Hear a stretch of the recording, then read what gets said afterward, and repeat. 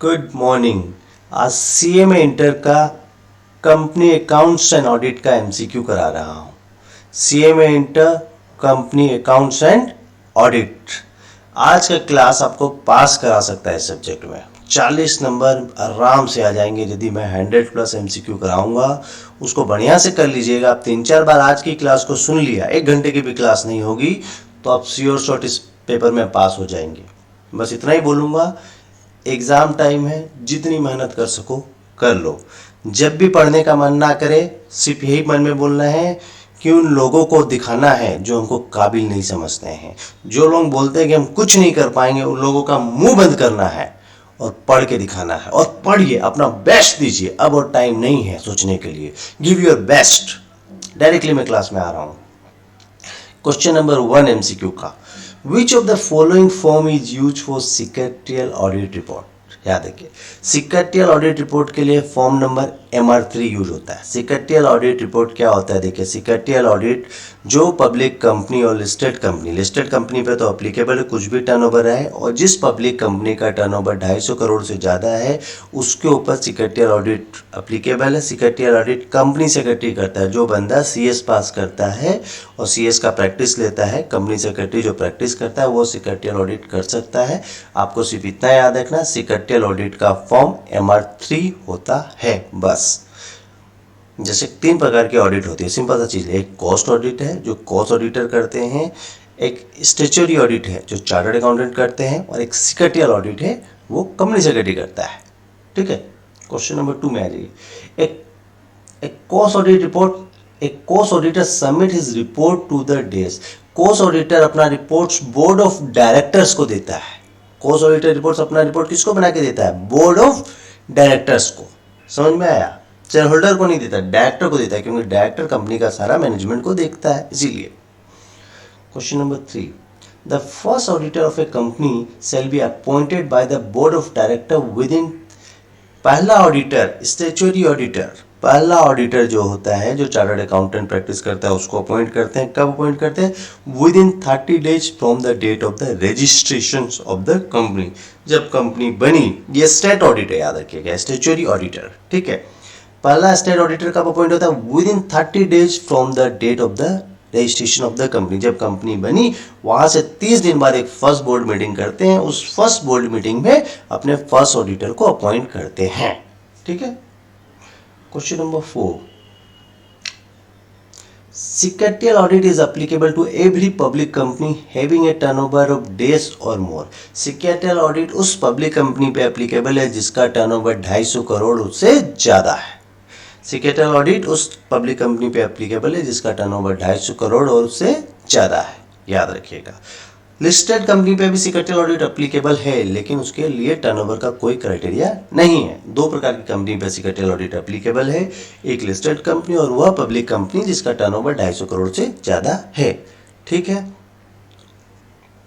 Question number 5, during which meeting the statutory auditor is appointed by the share holder. Statutory auditor general meeting में appoint होता है। General meeting 2 प्रकार की होती है, एक होती है एक्स्ट्राऑर्डिनरी जनरल मीटिंग और एक होता है एनुअल जनरल मीटिंग। तो दोनों में ही आप स्टैट्यूटरी ऑडिटर को अपॉइंट कर सकते हो। ठीक है, चीज को समझिए। 2 प्रकार की जनरल मीटिंग होती है, एक AGM और एक EGM। AGM annual general meeting और EGM एक्स्ट्राऑर्डिनरी जनरल मीटिंग। तो दोनों मीटिंग में ही हम लोग कंपनी का ऑडिटर को अपॉइंट कर सकते हैं। ठीक है, अब नेक्स्ट क्वेश्चन में आ रहा हूँ। ठीक है, बहुत सिंपल सा क्वेश्चन था कि किस मीटिंग में स्टैट्यूटरी ऑडिटर को अपॉइंट किया जाता है। अब जनरल मीटिंग लिख दीजिएगा, सिंपल सा। During which meeting the statutory auditor is appointed by the share holder. General meeting, क्योंकि शेयर होल्डर लोगों का मीटिंग हमेशा जनरल मीटिंग ही होता है। जनरल मीटिंग 2 प्रकार की होती है, एक AGM और EGM, और दोनों में ही स्टैट्यूटरी ऑडिटर को अपॉइंट किया जा सकता है। स्टैट्यूटरी ऑडिटर कौन होता है? Chartered accountant of India. ठीक है, क्वेश्चन नंबर 6। क्वेश्चन नंबर 6 में बोलता है, देखिए सिंपल सा बहुत इजी क्वेश्चन है। ठीक है, CARO companies auditor report order 2016 is applicable to banking company. यह बैंकिंग कंपनी के लिए एप्लीकेबल नहीं है। बैंकिंग के लिए RBI ने अलग नॉर्म्स बनाया है, अलग प्रोविज़न बनाया है। वो RBI का प्रोविज़न उन NBFC कंपनी और बैंकिंग पे एप्लीकेबल होता है। कारो जो होता है वो बैंकिंग कंपनी पे एप्लीकेबल नहीं है। ठीक है, private limited, public limited, normal company होगी तो कारो एप्लीकेबल होगा और बैंकिंग कंपनी पे नहीं एप्लीकेबल होगा। क्वेश्चन नंबर 7 देखिए, can a company auditor render actuarial service to his client?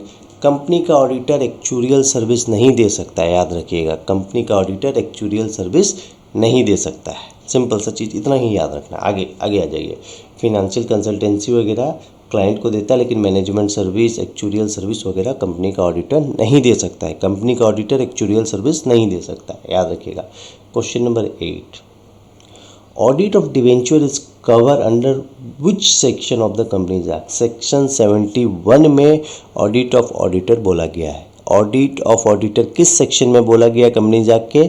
Section number 71 में। ठीक है, अब एक प्रैक्टिकल क्वेश्चन आया है, क्वेश्चन 9, अच्छा से देखिए, बहुत इंपॉर्टेंट क्वेश्चन है। ठीक है, बोलता है, ठीक है, MS XYZ लिमिटेड है 3 सेगमेंट। ये सेगमेंट रिपोर्टिंग का सम है जो AS 17 से रिलेटेड है। ठीक है, क्वेश्चन क्या है देखिए, XYZ लिमिटेड का 3 सेगमेंट है, segment X, Y and Z।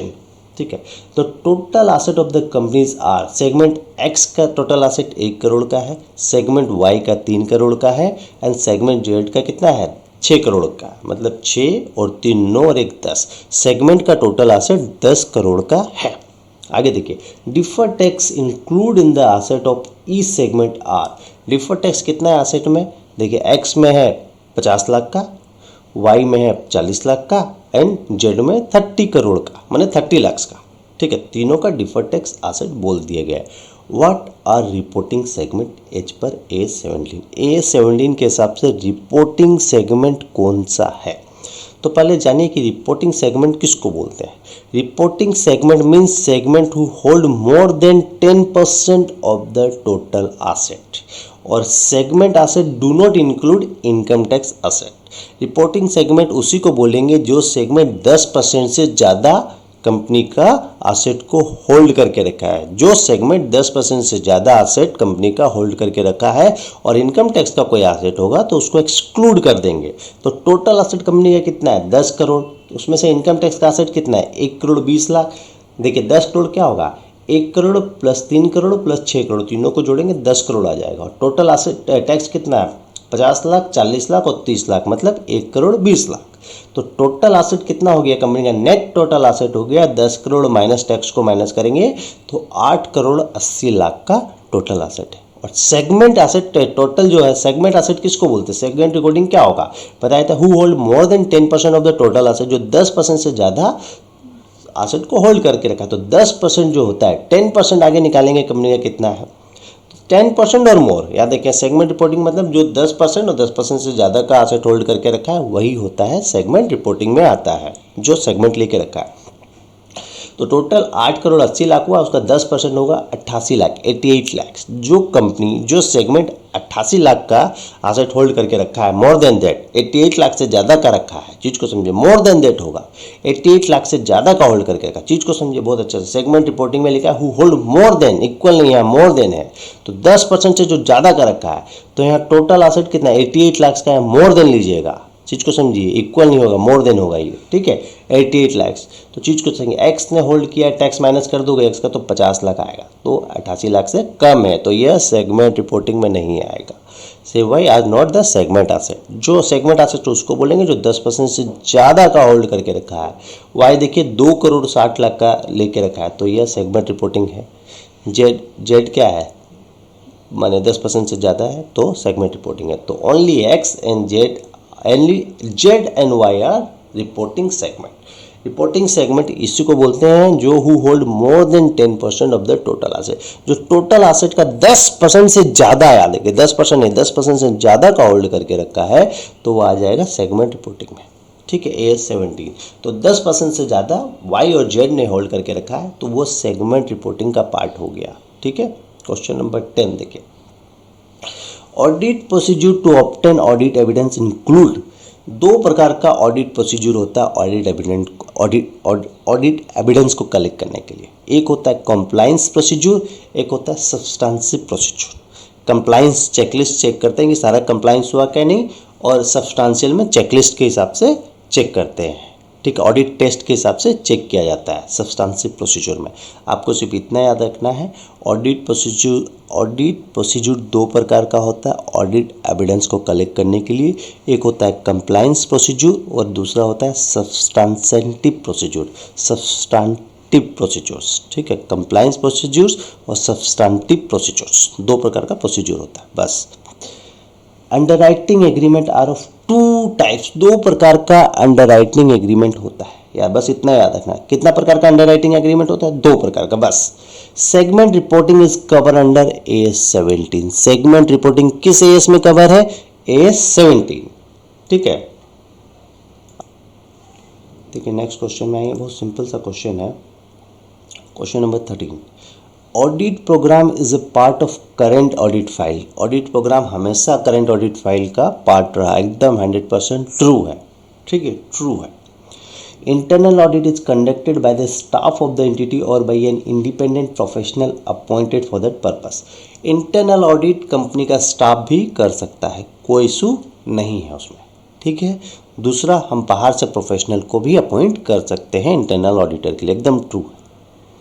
Question number 15 देखिए, the first auditor of a company is appointed by the shareholder of the company at the general meeting. एकदम भूल है, क्योंकि फर्स्ट ऑडिटर कंपनी का board of director लोग appoint करता है और फर्स्ट बोर्ड मीटिंग में अपॉइंट करता है। फर्स्ट बोर्ड मीटिंग कब होगा?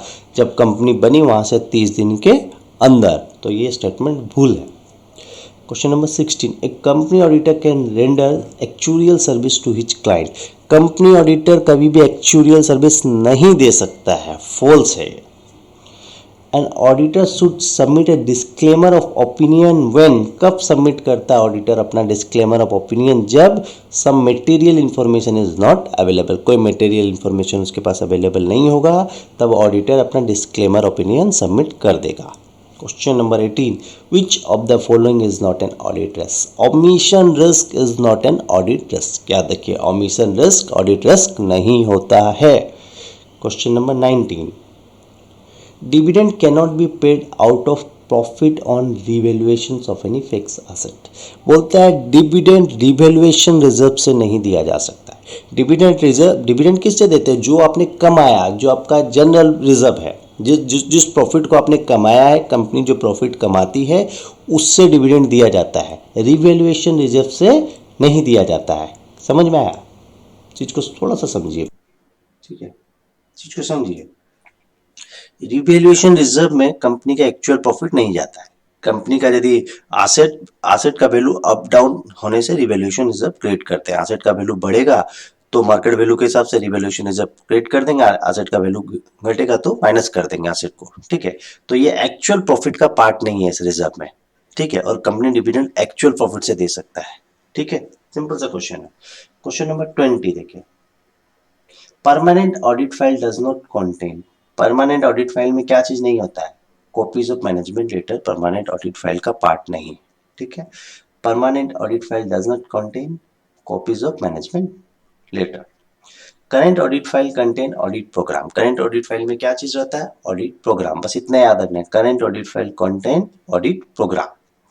या देखिए क्वेश्चन नंबर 22, बहुत इंपॉर्टेंट क्वेश्चन है ये वाला, ध्यान से सुनिएगा। ठीक है, ध्यान से सुनिए, क्वेश्चन बहुत इंपॉर्टेंट है। एक क्वेश्चन बन जाएगा मैं जितना बताऊंगा उसमें से। ठीक है, बोलते हैं form for maintaining of cost records by a company is CRA1।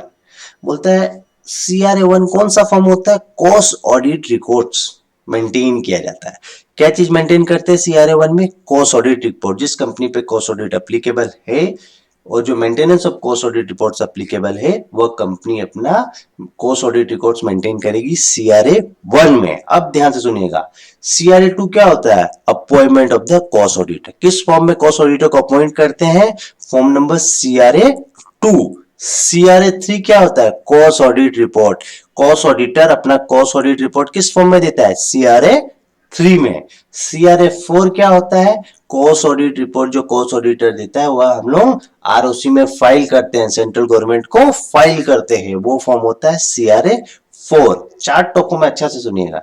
CRA1 क्या है? Maintenance of cost audit records. CRA 2 क्या है? Appointment of the cost auditor. CRA 3 क्या है? Cost audit report. और CRA 4 है filing of cost audit report to central government. चार्टो form बस।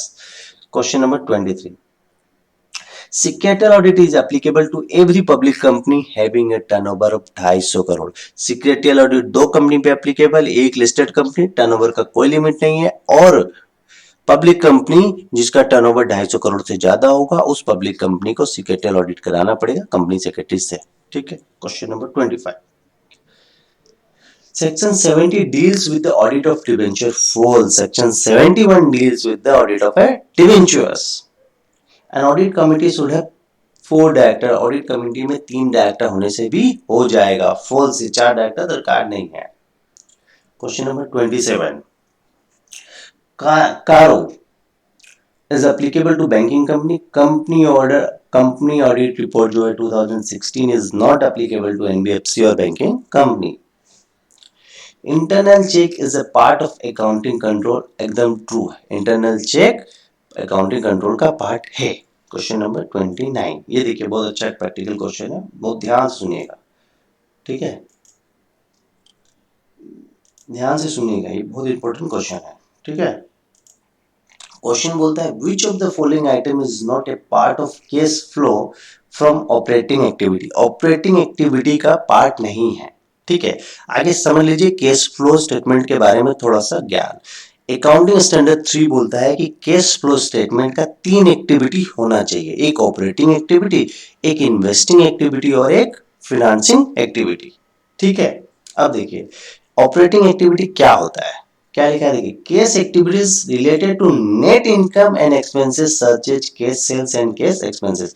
मतलब ऑपरेटिंग एक्टिविटी में क्या कवर होगा, जो कंपनी का ऑपरेशन है उससे रिलेटेड कोई इनकम आ रहा है या उससे रिलेटेड कोई खर्चा हो रहा है। इनकम और एक्सपेंसेस से रिलेटेड कुछ कैश एक्टिविटी हो रहा है, कंपनी का इनकम और एक्सपेंसेस से रिलेटेड, मतलब कंपनी जैसे माल बेचता है तो सेल्स करके, कैश सेल्स करके सपोज कोई रुपया आ रहा है, कैश सेल्स का कोई इनकम है या कैश एक्सपेंसेस का कोई खर्चा है, उसको ऑपरेटिंग एक्टिविटी में डालेंगे क्योंकि वो ऑपरेशन से रिलेटेड है कंपनी का। ठीक है, अब देखिए दूसरा है इन्वेस्टिंग एक्टिविटी। ऑपरेटिंग एक्टिविटी आपको समझ में आ गई, जो ऑपरेशन से रिलेटेड आपका कोई इनकम और एक्सपेंसेस हो रहा है तो आप उसको इसमें बुक करेंगे इस एक्टिविटी में। दूसरा है investing activity, cash activity related to non current asset, जो नॉन करेंट एसेट से रिलेटेड है। नॉन करेंट एसेट मतलब आपने एक लैंड खरीदा, एक मशीनरी खरीदा, उसका कोई पेमेंट देंगे, तो cash sales for land and building, cash समझ में, cash purchase of land and building, चीज को समझिए, cash paid for investment etcetera.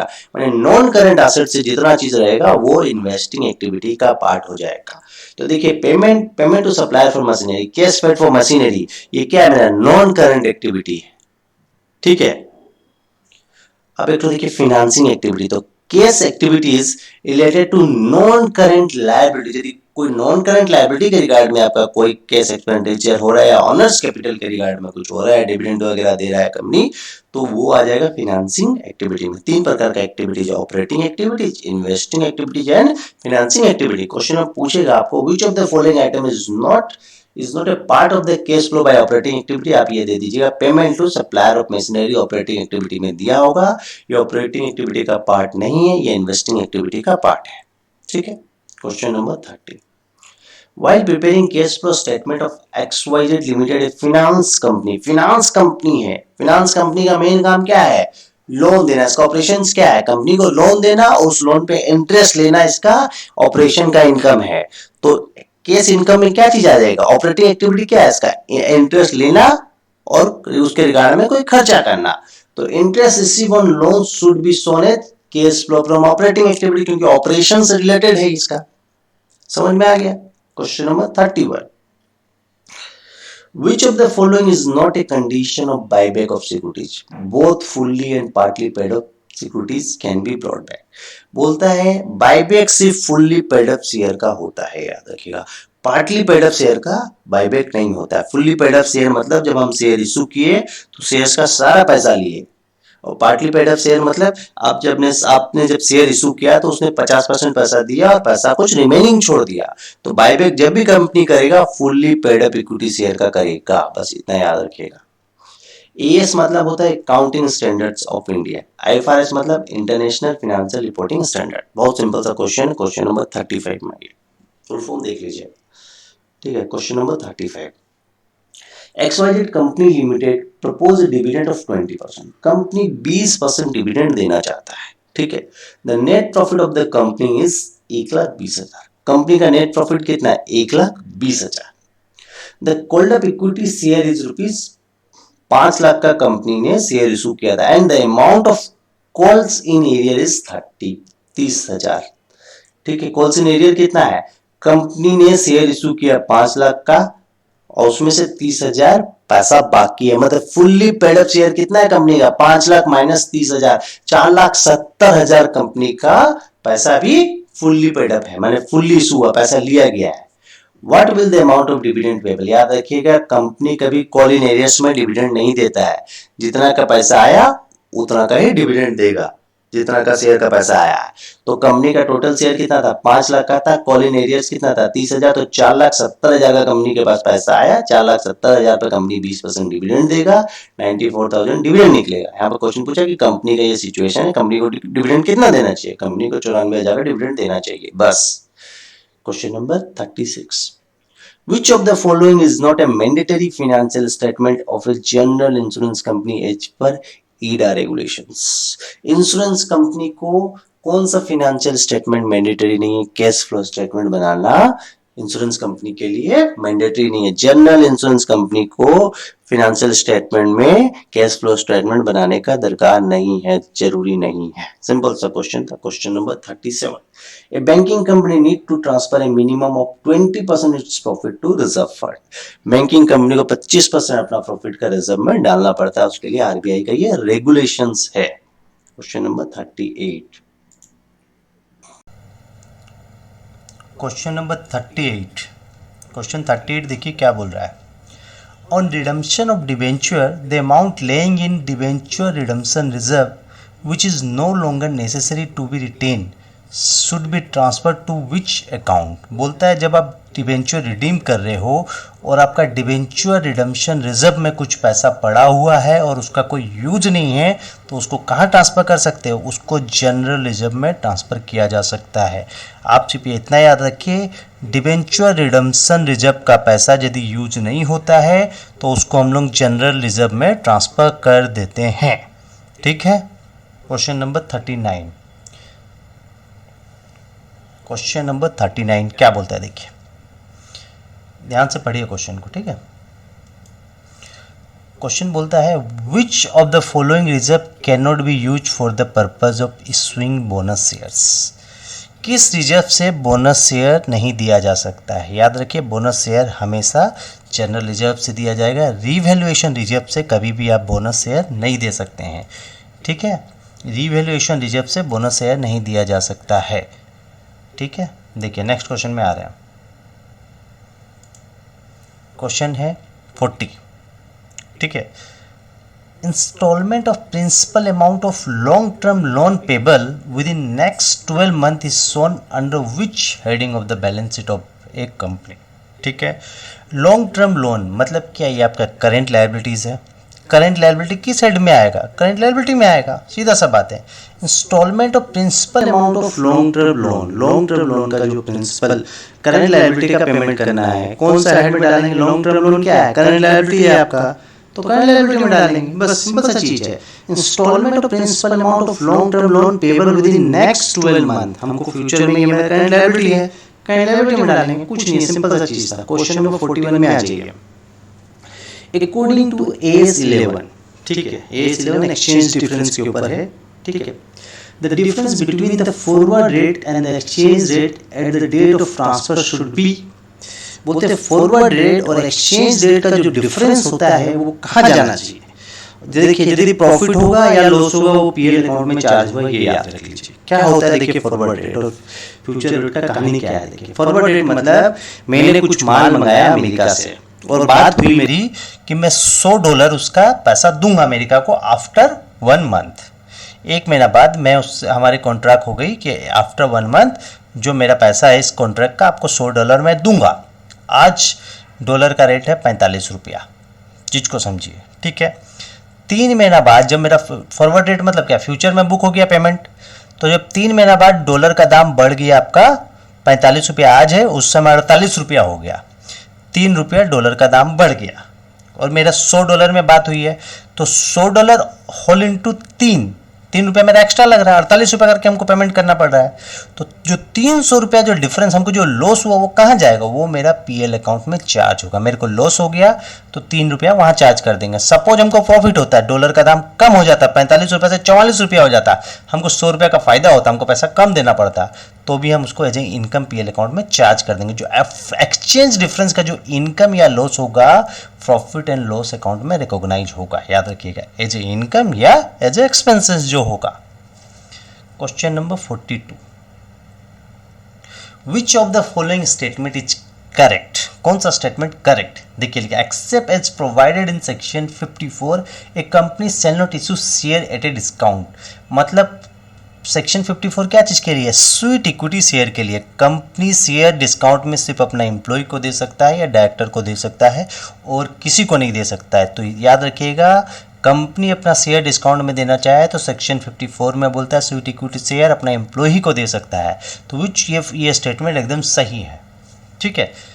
Question number 43, Which of the following is not a component of cash flow statement? Charging of depreciation. Depreciation एक cash flow का component नहीं है, cash flow का part भी नहीं है depreciation। क्यों?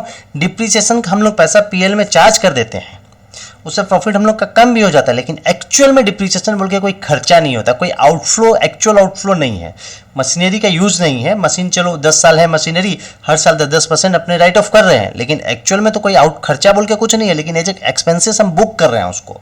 तो which of the following is non as a component cash flow statement में, इसका कोई कंपोनेंट नहीं, कोई इफेक्ट नहीं है डिप्रिसिएशन का, याद रखिएगा। एक्चुअल में डिप्रिसिएशन बोल के कोई कैश फ्लो होता नहीं है मेरा, ठीक है। Question number 44, What is the rate of provision by a bank for advances doubtful for more than 1 year but less than 3 years? Banking company को क्या प्रोविजन बनाना पड़ता है एडवांसेस के ऊपर, ठीक है। देखिए थोड़ा सा बैंकिंग कंपनी का प्रोविजन को समझिए, फिर मैं इस क्वेश्चन का आंसर बताऊंगा, ठीक है। बैंकिंग कंपनी जब लोन्स देता है तो उसका 3 प्रकार का एसेट होता है, ठीक है। लोन दे रहा है तो कस्टमर को उसका एसेट हुआ, एक होता है स्टैंडर्ड एसेट, एक होता है डाउटफुल एसेट और एक होता है अनसिक्योर या लॉस एसेट।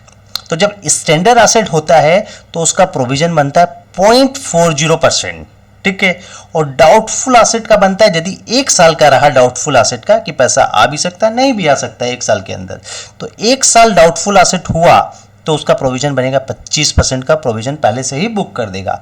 और 1 साल से 3 साल का हुआ तो बैंकिंग कंपनी को 40% का प्रोविजन बनाना पड़ेगा डाउटफुल एसेट का। और अनसिक्योर और लॉस एसेट होगा ना तो 100% का प्रोविजन बनाना पड़ेगा बैंकिंग कंपनी को।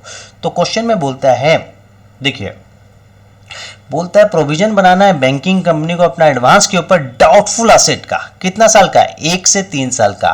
तो डाउटफुल एसेट का 1 साल से 3 साल का डाउटफुल होगा, मतलब लोन दिया है 1 साल तक तो पैसा नहीं आया, और बट लेस देन 3 ईयर्स, उसके बाद भी पैसा नहीं आ रहा है 1 साल के बाद भी, लेकिन 3 साल तक हुआ, अभी तक 3 साल कंप्लीट नहीं हुआ। तो डाउटफुल एसेट का जब प्रोविजन बनाना पड़ता है बैंकिंग कंपनी को more than 1 year but up to 3 years, 40% का बैंकिंग कंपनी को प्रोविजन बनाना पड़ता है।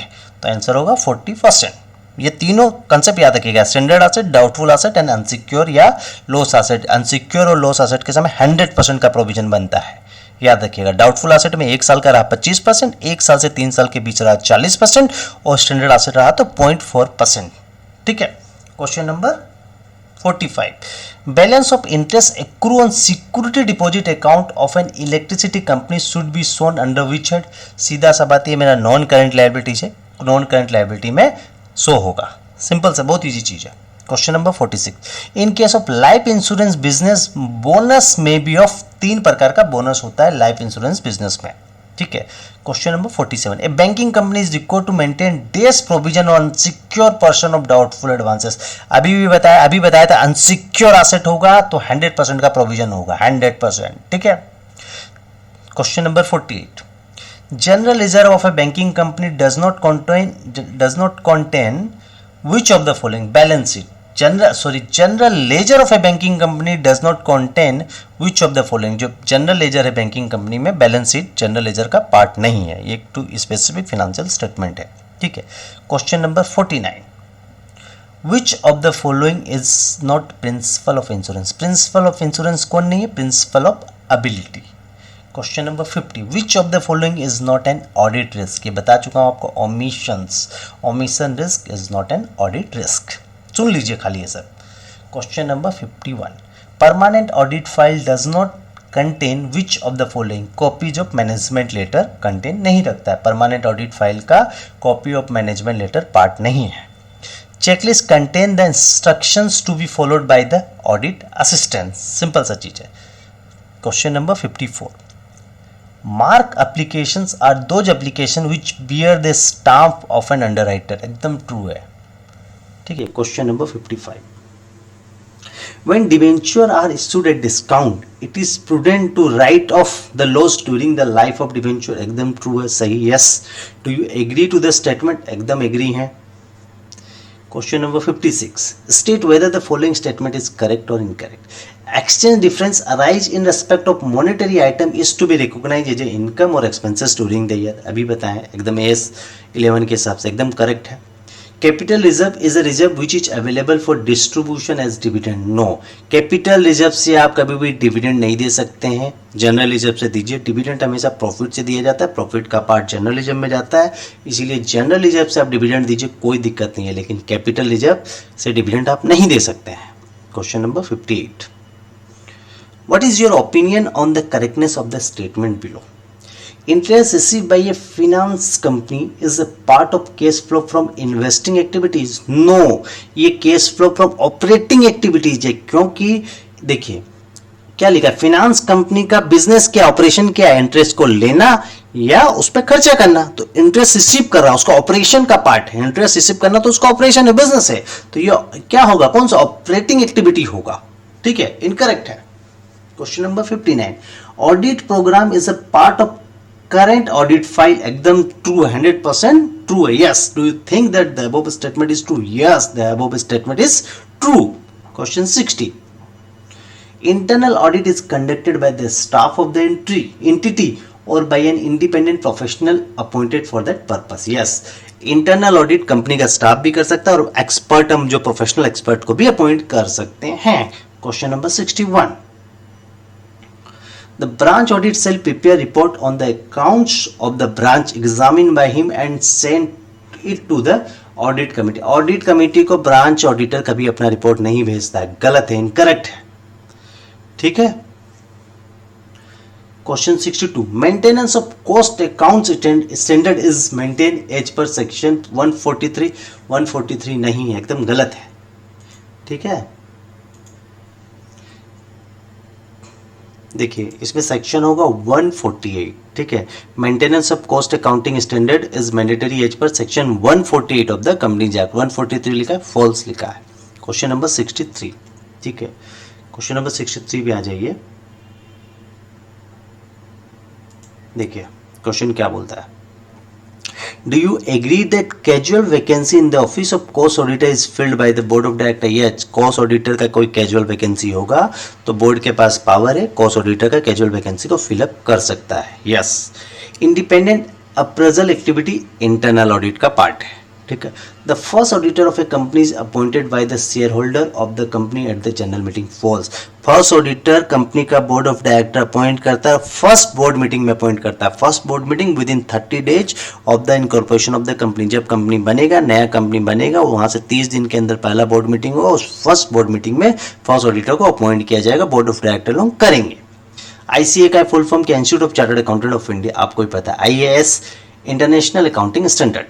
यूएस कैप आपको ही पता है, general acceptable accounting standard of United States of America. Question number 69 देखिए, as per AS 17 the revenue of the reportable segment must have at least the following percentage of total revenue of the enterprise. Reporting segment का कितना revenue होना चाहिए, at least 75%। यदि reporting revenue उससे आता है, total revenue से एक रिपोर्टिंग सेगमेंट का 75% रेवेन्यू आएगा तभी उसको रिपोर्टिंग सेगमेंट मानेंगे। किसी सेगमेंट से टोटल रेवेन्यू का 75% आता है तो उस सेगमेंट को रिपोर्टिंग सेगमेंट बोलेंगे। क्वेश्चन नंबर 70 आज एक प्रैक्टिकल सम है, अच्छा से सुनिए, देखिए, ठीक है। देखिए क्वेश्चन नंबर 70, अच्छा से क्वेश्चन को समझिएगा क्या बोलता है। STC limited has imported raw material with 1000 US dollar on 24 Feb 2009 when exchange rate was 46 रुपया 60 पैसा पर US dollar. The payment for import was made on 15 June 2009 when exchange rate was 47 रुपया 50 पैसा पर US dollar. If the exchange rate on 31st March 2009 is 47 per US dollar, the loss or gain for the financial year 9-10 will be as per AS 11 बताना है। देखिए चीज को समझिएगा, मैंने कॉन्ट्रैक्ट किया फरवरी 2009 में, तब एक्सचेंज रेट था 46 रुपया 60 पैसा, ठीक है। ये है। अब क्या होगा ना, मार्च में हम ट्रांजैक्शन को स्क्वायर ऑफ करते हैं, तो आगे फिनेंशियल ईयर 8-9 का ट्रीटमेंट समझिए, फिर 9-10 का समझ में आएगा। तो पूछा है क्वेश्चन में कि 9-10 में हम कितना लॉस बुक करेंगे, तो पहले 8-9 का समझिए। 24 फरवरी को जब माल खरीदा गया तो मार्च माने 31 मार्च 2009 का रेट था क्या 47 रुपया, तो ये जो है पहले 47 रुपया में ट्रांजैक्शन को राइट ऑफ करना पड़ेगा उस साल, माने बुक करना पड़ेगा। तो क्या होगा, देखिए 46 रुपया 60 पैसा और 47 रुपया, मतलब 40 पैसा डॉलर का बढ़ा, तो हमको लॉस हुआ 40 पैसा का। तो 40 पैसा $1000 पे इंटू करेंगे तो 400 रुपया का पहले हमको फिनेंशियल ईयर 8-9 में लॉस हो गया। फिर क्या हो गया, 8-9 में हमने 47 रुपया तक ट्रांजैक्शन बुक कर लिया। फिर 9-10 में क्या हो गया, और 50 पैसा का लॉस हो गया। 47 रुपया 50 पैसा माइनस 47 रुपया, तो 50 पैसा का और लॉस, और $1000 पे करेंगे तो 500 रुपया का नेट लॉस 9-10 में हो गया। टोटल लॉस 8-9 में 400 रुपया, 9-10 में 500 रुपया, टोटल 900 रुपया का लॉस हुआ है। क्योंकि 46 रुपया 60 पैसा माइनस 47 रुपया 50 पैसा करेंगे तो देख लीजिएगा आपका उतना ही डिफरेंस आ जाएगा 900 रुपया का 90 पैसा का, ठीक है। तो अल्टीमेटली हमको 9-10 का सिर्फ बताना है, तो 9-10 में सिर्फ 500 रुपया का लॉस हुआ है। क्वेश्चन नंबर 71 देखिए, Gayatri limited purchase 1000 share in Savita limited at ₹600 per share in 2008। 2008 में 1000 शेयर खरीदे थे हम, एक शेयर का दाम था 600 रुपया, मतलब मेरा 6 लाख रुपया लगा, ठीक है। 2008 का कहानी ये है। आगे देखिए, there was a right issue in 2009 at 1 shares for every 2 shares held at a price of 150 per shares, ठीक है। कंपनी ने राइट इशू दिया, 2 शेयर पर 1 शेयर आपको राइट में मिलेगा। तो मेरे पास 1000 शेयर था, उसके जगह मेरे को राइट में कितना शेयर मिलेगा, आधा मिलेगा, 500 शेयर मिलेगा। और 500 शेयर मिलेगा कितना करके, 150 रुपया करके, मतलब 500 इंटू 150 करेंगे तो 75,000 रुपया आता है। तो पहले मेरा कॉस्ट कितना लगा, अब आगे बोलता है, if Gayatri limited subscribe to the right what would be the carrying cost of 1500 share का आपका दाम क्या हुआ। तो देखिए 1000 शेयर्स मेरा 600 रुपया करके पड़ा, मतलब 6 लाख रुपया, और राइट इशू में आधा शेयर मिला 500 शेयर 150 रुपया करके मिला, मैंने 75,000। तो 6 लाख प्लस 75,000, 6,75,000, ठीक है। ये देखिए क्वेश्चन नंबर 72, ये सेगमेंट रिपोर्टिंग का मैं सम करा चुका हूं, खाली एक बार बता देता हूं। इसमें क्या है, 3 सेगमेंट होता है, तीनों का जो टोटल एसेट होता है 10 करोड़ का होता है, और उसमें से टैक्स को अपने माइनस करते हैं। मतलब रिपोर्टिंग सेगमेंट मींस दो segment hold more than 10% of the total asset, वह सेगमेंट जो टोटल एसेट का 10% होल्ड करके रखी है।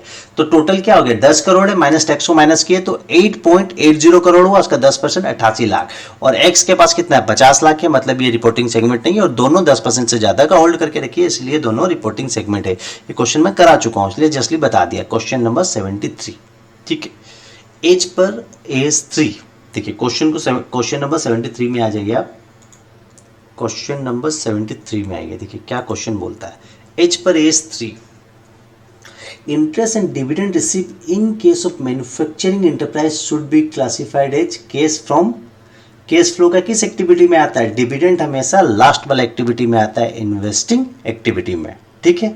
3 activity, operating, financing and investing activity. Dividend वगैरह जो भी रहेगा सारा इन्वेस्टिंग का पार्ट है, आप इन्वेस्ट से तो पैसा कमा रहे हो डिविडेंड का, इसीलिए इन्वेस्टिंग एक्टिविटी का पार्ट है। Question number 74, rate of provisioning by a bank for advances doubtful for more than 1 year but less than 3 years is 40%। ये बता चुका हूँ। बैंक में 3 प्रकार का एसेट है, डाउटफुल एसेट है 1 से 3 साल का, 40% का बनाना पड़ता है प्रोविजन बैंक को। रेट फॉर प्रोविजनिंग बोल रहा है, ठीक है। Question number 75, balance of interest accrue on security deposit account of N electricity company should be shown under non current liabilities, ठीक है। Which of the following item is not a part of cash flow from operating activity? Payment to supplier of machinery financing activity का part है, ये operations नहीं है company का, ठीक है। ये ऑपरेटिंग एक्टिविटी लिखा है नहीं, ये होगा financing activity. Which of the following item is not a part? ये पार्ट नहीं है, ठीक है। Question number 77, exchange difference arising in respect of monetary item is to be recognized as a income or expenses during the year। AS 11 यही बोलता है, true है। Capital reserve is a reserve which is available for distribution as dividend, false, नहीं दिया जा सकता है, ठीक है। कैपिटल रिजर्व से dividend. Interest receive by a finance company is a part of cash flow from operating activity हो गया है इन्वेस्टिंग एक्टिविटी, क्योंकि फिनांस कंपनी का फिनांस माने इंटरेस्ट कमाना एक ऑपरेशंस है उसका, इसीलिए ऑपरेटिंग एक्टिविटी होगा, लिखा है फिनांसिंग एक्टिविटी, फॉल्स है। Interest accrue and due should be shown under the head other current liability in a balance sheet of a company, एकदम अदर करंट लायबिलिटी है, ट्रू है। क्वेश्चन नंबर 80, क्वेश्चन नंबर 81, ठीक है। देखिए question number 81 में आ जाइए। एच पर schedule 3 current maturities of long term borrowing should be shown under current liabilities in balance sheet, ठीक है। सिंपल सा चीज है। 82 में आइए, which of the following is not a criteria for selecting a reporting segment under AS7? 10% और more of the aggregate liabilities of all segment, ये criteria नहीं है। रिपोर्टिंग सेगमेंट यदि 10% और more total asset of the company रहता है, total liability दिया है, कौन सा नहीं है वो सिलेक्ट करना, तो लाइबिलिटीज वाला कंडीशन नहीं है। Question number 83, when debenture are issued at discount it is prudent to write off the loss during the life of the debenture, एकदम ट्रू है। any surplus case may be utilized by a company for buyback and avoid the payment of dividend tax, हो सकता है, true. Question number 85, audit procedure to obtain audit evidence include दो ठो, compliance procedure और substantive procedure, दो ठो procedure है, तो आंसर होगा C, both A and B. Question number 86, a cost auditor submit his report to board of director, उनको cost auditor अपना रिपोर्ट सबमिट करता है, ठीक है। क्वेश्चन नंबर 87, ठीक है। The first auditor of a company shall be appointed by the board of director within 30 days from the date of the registration of the company, ठीक है। Simple सा चीजें बता चुका हूँ। क्वेश्चन नंबर 88 में आ जाइए। In case of a company other than a government company, any casual vacancy in the post of auditor is to be filled up by the board of directors, simple सा चीज है। Question number 89, ये सब बता चुका हूँ इसलिए मैं स्पीडली उड़ा रहा हूँ। An audit committee should have a minimum of 3 number of director, audit committee जो है उसमें कम से कम कितना डायरेक्टर होना चाहिए, मिनिमम 3 डायरेक्टर होना चाहिए ऑडिट कमेटी में, ठीक है। Question number 90, SA standard of audit 53 stand for क्या, ऑडिटिंग सैम्पलिंग के ऊपर है, ठीक है। स्टैंडर्ड ऑफ ऑडिटिंग 530 क्या चीज बोलता है, ऑडिट सैम्पलिंग। क्वेश्चन नंबर 91 आ जाइए। क्वेश्चन नंबर 91 देखिए ध्यान से, क्या बोलना चाहता है। Unpaid dividend standing at the credit of unpaid dividend account should be transferred to investor education and protection fund after 7 years of its remaining unpaid। बोलता है जो डिविडेंड अनपेड हो जाता है, कंपनी जब डिविडेंड डिक्लेयर करता है तो उसको 30 दिन के अंदर डिविडेंड पेड करना पड़ता है शेयर होल्डर लोगों को, लेकिन किसी को पेड नहीं होता है, ठीक है, तो वो अनपेड डिविडेंड अकाउंट में चल जाता है। और अनपेड डिविडेंड अकाउंट में रहने के बाद 7 साल बाद, वहाँ 7 साल तक कुछ नहीं होगा, वहाँ 7 साल बाद उसको investor education and protection fund में डाल दिया जाता है और चैरिटेबल पर्पस में यूज कर लिया जाता है, ठीक है। Question number 92, which of the following service can not be render by auditor as per companies act 2013, providing investment advisory service, auditor prohibited है प्रोवाइड करने के लिए इन्वेस्टमेंट एडवाइजरी सर्विस, इन्वेस्टमेंट के ऊपर एडवाइस नहीं दे सकता, ऑडिटर प्रोहिबिटेड है, ठीक है।